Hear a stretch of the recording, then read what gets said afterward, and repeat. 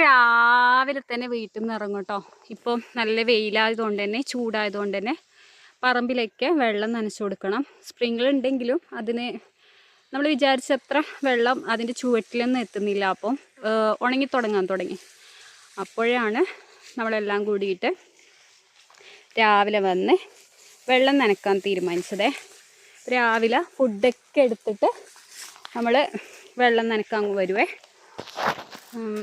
നമ്മളെ ക്രെയിനുണ്ടോ കൂട്ടിന് ഇവർ 2 പേരും ഉണ്ടാവും കേട്ടോ. എപ്പോഴും നമ്മുടെ കൂടെ ഉണ്ടാവും. വെള്ളം വീഴുന്ന സൗണ്ട് കേൾക്കുമ്പോഴേക്കും 2 പേരും ഓടിയെത്തുവേ. എവിടെ നിന്നായാലും ഫുഡൊക്കെ ഉച്ചക്കേക്കുള്ള ഫുഡൊക്കെ എടുത്തിട്ടാണ് ഞങ്ങൾ ഇങ്ങോട്ടേക്ക് വരാറ്. ഞാനും അനിയത്തിയും കൂടി കേട്ടോ ഇതൊക്കെ വെള്ളമൊക്കെ നനക്കാൻ വരാറ്. അപ്പോൾ കവുങ്ങാണ് കൂടുതൽ ഞങ്ങൾക്കുള്ളത്.